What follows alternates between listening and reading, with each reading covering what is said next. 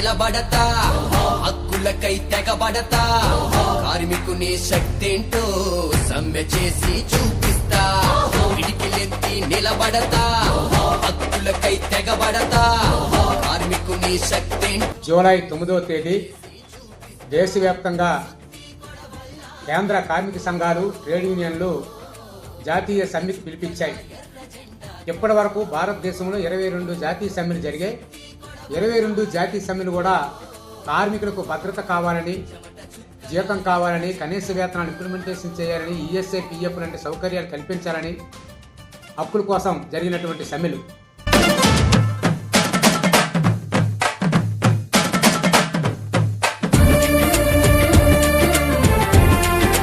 Andhra BJP ప్రభుత్వం మూడోసారి అధికారంలోకి వచ్చిన తర్వాత 29 చట్టాలని ఒక కలంపోటుతో రద్దు చేయాలని చెప్పి కార్పొరేట్లకి, పెట్టుబడిదారులకి లాభాలు చేకూర్చే విధంగా వాళ్ళ కోసం ఈరోజు కార్మిక చట్టాలని ఈరోజు 4 లేబర్ కోడ్లుగా తీసుకొచ్చారు.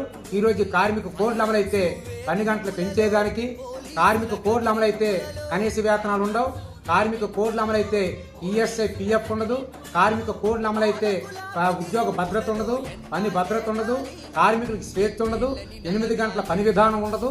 అందుకని ఈరోజు కేంద్ర ప్రభుత్వం, బీజేపీ కార్పొరేట్లకి ఉపయోగం కోసం లేబర్ కోడ్లు తీసుకొచ్చారు. లేబర్ కోడ్లు రద్దు చేయాలని, పని గంటలు పెంచొద్దని, కనీస వేతనం 26,000 రూపాయలు ఇవ్వాలని చెప్పి ఈరోజు దేశవ్యాప్తంగా సమ్మె జరుగుతుంది. ఈ సమ్మెలో కార్మిక వర్గం మొత్తం దేశంలో ఉన్నటువంటి కార్మికులు, రాష్ట్రంలో ఉన్నటువంటి కార్మికులు, మన్యం జిల్లాలో ఉన్నటువంటి కార్మికులందరూ కూడా జయప్రదం చేయాలి. అంగన్వాడీ, ఆశా, మధ్యాహ్న భోజనం, విఓఏ, విఆర్ఏ, కాంట్రాక్ట్ అవుట్సోర్సింగ్, సమగ్ర శిక్షణ, ఆర్టీసీ, రైల్వే, బిఎస్ఎన్ఎల్ అలాగే వీళ్ళందరూ కూడాను ఈరోజు ఈ సమ్మెలో భాగస్వాములు కావాలి.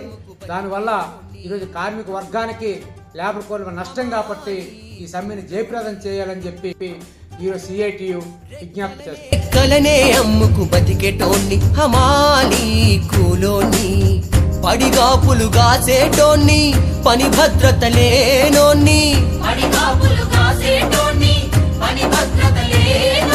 సంఘమైనే తిరగబడతా, సత్తువేంటో చూపెడతా, పిడికిలెత్తి నిలబడతా, హక్కులకై తెగబడతా, కార్మికుని శక్తేంటో సమ్మె చేసి చూపిస్తా. ప్రధానంగా అసంఘటిత కార్మికులు, ఆటో, ముఠా, ఈ తోడు బళ్ళు,